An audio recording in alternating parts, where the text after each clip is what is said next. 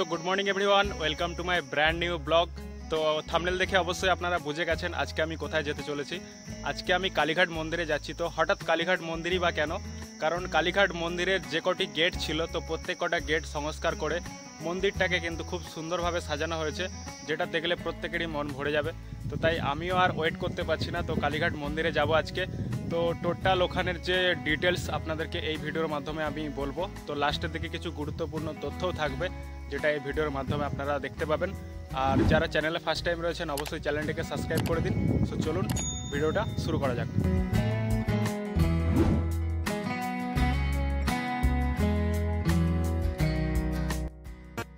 কালীঘাটের মন্দিরটি ঠিক একদম অবস্থিত যতীন দাস পার্ক মেট্রো এবং কালীঘাট মেট্রোর মাঝ বরাবর। তো আমি এখন রয়েছি যতীন দাস মেট্রোর সামনে। তো এখান থেকে আমি যাব। আর আপনারা চাইলে কালীঘাট মেট্রোর সামনে থেকেও আসতে পারেন। আসার পর দেখবেন একটা স্কাইওয়াক রয়েছে, যেটা এখনো রেডি হয়নি। তো তার নিচে দিয়েও কিন্তু রাস্তা রয়েছে, আপনারা চাইলে আসতে পারেন। তো এখান থেকে একদম সামনে চলে গেলেই কিন্তু আমাদের কালী মন্দির। সামনের এই করিডোরটাকে কিন্তু নতুনভাবে সাজানো হয়েছে, যেটা দেখতে কিন্তু খুবই সুন্দর লাগছে। তো চলুন একটু সামনের দিকে যাই।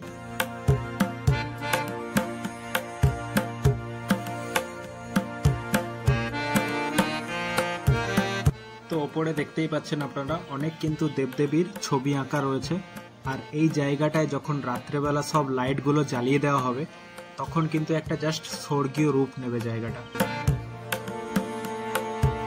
তো আমি এখন এসে পৌঁছে গেছি 1 নম্বর গেটের সামনে। তো আমি এই গেট দিয়ে প্রবেশ করব ভেতরে। তো আপনারা চাইলে যে কোনো গেট দিয়ে কিন্তু প্রবেশ করতে পারেন।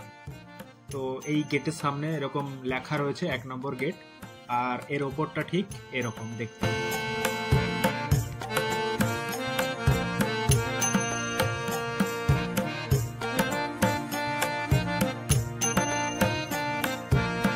এক নম্বর গেট দিয়ে প্রবেশ করার পরেই কিন্তু আপনারা বাঁ দিকে দেখতে পাবেন একটি শ্যাম রায়ের মন্দির, যেখানে একটি রাধা এবং কৃষ্ণের কিন্তু মূর্তি রাখা রয়েছে।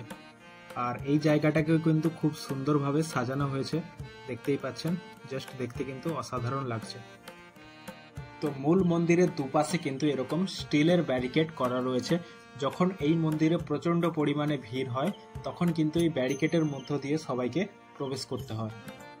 তো আমি এখন দাঁড়িয়ে রয়েছি 5 নম্বর গেটের সামনে, যেটিকে অনেকে দক্ষিণ দুয়ারও বলে থাকে। মূল মন্দিরের যে মূর্তিটি রয়েছে, সেই মূর্তিটি কিন্তু এদিকে মুখ করেই বসানো রয়েছে। আর এর ঠিক ডান দিকেই রয়েছে একটা বলি দেওয়ার ঘর। এখানে শনিবার ও মঙ্গলবার কিন্তু বলি দেওয়ার প্রথা রয়েছে। তো আমি এখন দাঁড়িয়ে রয়েছি কুণ্ডপুকুরের সাইডে, যেদিকে ব্যারিকেড রয়েছে সেখানে। তো এখান থেকে কিন্তু এই মন্দিরটাকে দেখতে একটা জাস্ট রাজবাড়ির মতো লাগছে। আর কুণ্ডপুকুরের দিকটাও কিন্তু খুব সুন্দরভাবে সাজানো হয়েছে। এখানে এখন ঢুকতে দেওয়া হচ্ছে না, জাস্ট একটা ব্যারিকেড করা রয়েছে। তো রাতের বেলার ভিউটা আপনাদেরকে দেখাবো। এখানে রাত্রেবেলা কিন্তু একটা স্বর্গীয় রূপ নেয়।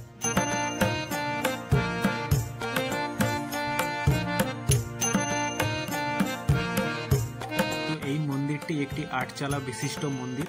আর এই মন্দিরের মাথার যে চূড়াটা রয়েছে, সেই চূড়াটা কিন্তু 5 কোটি টাকা খরচা করা হয়েছে। মানে 5 কোটি টাকার সোনা দিয়ে কিন্তু এই মাথার চূড়াটা তৈরি করা হয়েছে। এই মন্দিরের অনেক জায়গায় কিন্তু এরকম ভাবে লেখা রয়েছে, যেগুলো দেখে আপনারা বুঝতে পারবেন কোন দিকে কি রয়েছে। তো এই মন্দিরের চারিদিকে কিন্তু আলাদা আলাদা রকম ভিউ পাওয়া যায়। এদিকটা যেমন একরকম ভিউ, এর অপোজিট সাইডে কিন্তু ঠিক অন্যরকম ভিউ আপনারা দেখতে পাবেন। তো চারিদিকটাই আপনারা ঘুরে দেখবেন, আপনাদের কিন্তু খুব সুন্দর লাগবে। এই মন্দিরে সবথেকে বেশি ভিড় হয় শনিবার ও মঙ্গলবার। তবে আজকে আমি ভিডিওটা শ্যুট করছি রবিবার দিন। আজকেও কিন্তু প্রচণ্ড পরিমাণে ভিড় রয়েছে, কারণ এই মন্দিরটা নতুনভাবে যেহেতু সংস্কার করা হয়েছে, তাই প্রচুর মানুষ কিন্তু দূর দূরান্ত থেকে দেখতে আসছে। তো যারা যারা ভিডিওর ওই পারে রয়েছেন, আপনাদের প্রত্যেককেই বলবো আপনারাও কিন্তু আসুন, মন্দিরটা নিজের চোখে দেখে যান। কারণ আমি ক্যামেরার মধ্যে কিন্তু সব কিছু দেখাতে পারবো না, কারণ ঠাকুরের ছবি তোলা নিষেধ রয়েছে। তো আমি জাস্ট মন্দিরটা কীরকম বানানো হয়েছে সেটাই আপনাদেরকে দেখাচ্ছি। তো অবশ্যই আপনারা এসে ভালোভাবে দেখে যান, ঘুরে যান। এখানের এই দেয়ালগুলো দেখতে পাচ্ছেন কত সুন্দরভাবে কিন্তু টেরাকোটার কাজ করা রয়েছে। জাস্ট হাতের কাজগুলো দেখুন কত সুন্দর।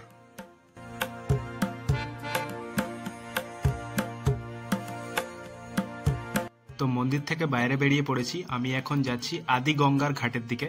ওখানেও কিছু ঠাকুর রয়েছে, তো সেগুলো আপনাদেরকে এক ঝলকে দেখিয়ে দিই। তো এখানে একটি সন্তোষী মায়ের মন্দির রয়েছে, আর আরেকটা সাইডে জগন্নাথ দেবের মন্দির রয়েছে। তো সন্তোষী মায়ের মন্দিরেও কিন্তু লক্ষ্মী, গণেশ, কার্তিক, সরস্বতী এরকম করে কিন্তু অনেকগুলো মূর্তি রয়েছে। আর এর অপোজিট সাইডেই কিন্তু একটা জগন্নাথ দেবেরও মন্দির রয়েছে, যেখানে জগন্নাথ দেব এবং সাথে বিষ্ণু, আর সাথে রয়েছে শনিদেব, পাশে রয়েছে বজরংবলী। তো এরকম করে অনেকগুলো মূর্তি কিন্তু এখানেও রয়েছে। আর এর ঠিক পাশেই কিন্তু আদিগঙ্গা রয়েছে, যেখানে এখন সংস্কারের কাজ চলছে।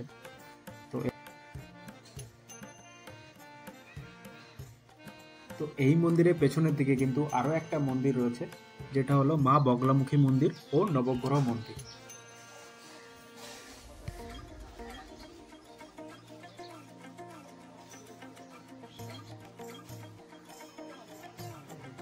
তো চলুন আমরা এবার ফিরে যাই মন্দিরে, আবার রাতের বেলার ভিউ দেখার জন্য।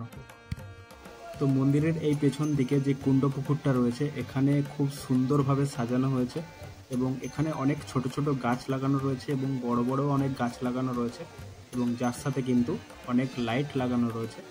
আর যার জন্য কিন্তু এখানের সৌন্দর্যতা কিন্তু অনেক সুন্দর লাগছে দেখতে। আর এই দেখুন মন্দিরের লুকটা চারিদিকে অসাধারণ লাগছে একদম।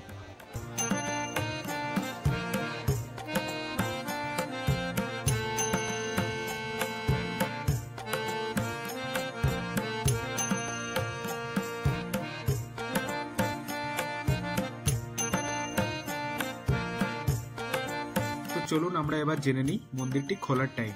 এই মন্দিরটি খোলা থাকে ভোর 4টে থেকে দুপুর 1টা পর্যন্ত, তারপর 1টা থেকে বিকেল 4টে পর্যন্ত বন্ধ থাকে, তারপর বিকেল 4টের পর আবার খোলে, রাত্রি 8টা-9টা পর্যন্ত খোলা থাকে।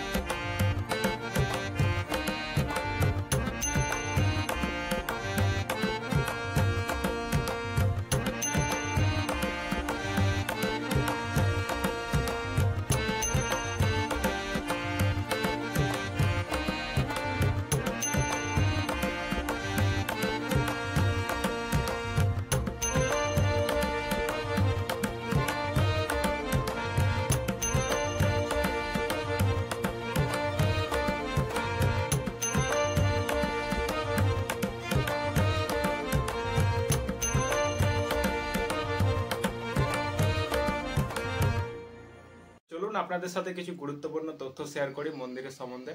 তো দেখুন, ওখানে পুজো দেওয়ার জন্য আপনারা চাইলে নিজেরা পুজো দিতে পারেন, যেখানে একটু হয়তো টাইম বেশি লাগবে, কিন্তু সব থেকে বেস্ট হবে আপনারা যদি নিজে পুজো দেন, ওখানে আপনাদের খরচাটাও কমে যাবে।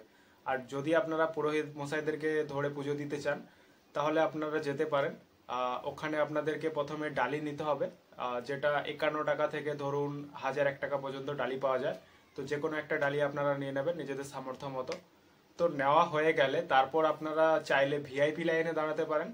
ওখানে কি হয়, ওখানে আপনাদেরকে মোটামুটি 5 মিনিটের মধ্যে আপনারা পুজো দিতে পারবেন। আর এমনি নর্মাল লাইনে দাঁড়ালে কি হবে, ওখানে আপনাদের অনেকটা টাইম লেগে যাবে, কারণ যদিও ভিড় থাকে, তো সেক্ষেত্রে আপনাদের কিন্তু অনেকটা টাইম লেগে যাবে। আচ্ছা, এছাড়া কিছু অন্যান্য পুজো রয়েছে যেটার জন্য আপনাদের 100 থেকে 200 টাকা লাগতে পারে। আর তারপরেও কিছু দক্ষিণা রয়েছে, কিছু পুরোহিত মশাইদের দক্ষিণা, যেগুলো 100 থেকে 200 টাকা বা যে যেমন খুশি 10 টাকা, 20 টাকা, 25 টাকা এরকমও দিয়ে থাকে। আর তারপর যেটা রয়েছে আপনাদের মেন পুরোহিত মশাইয়ের যে পুজো, মানে মেন যে আপনি মন্দিরের ভেতরে যে পুজো দেবেন, তো সেখানের জন্য আপনাদের কিন্তু 100 থেকে 500 টাকা বা বিভিন্ন জায়গায় কিন্তু বিভিন্ন রকম চার্জ করে, বা বিভিন্ন মানুষদেরকে বিভিন্ন রকম চার্জ করে। তো আপনারা একটু বার্গেনিং করে সেটা কথা বলে নেবেন। এছাড়া যারা বলি ঘরে পুজো দেবেন, ওখানেও কিন্তু 100 থেকে 200 টাকা আপনারা দান করতে পারেন বা আপনারা দক্ষিণা দিতে পারেন।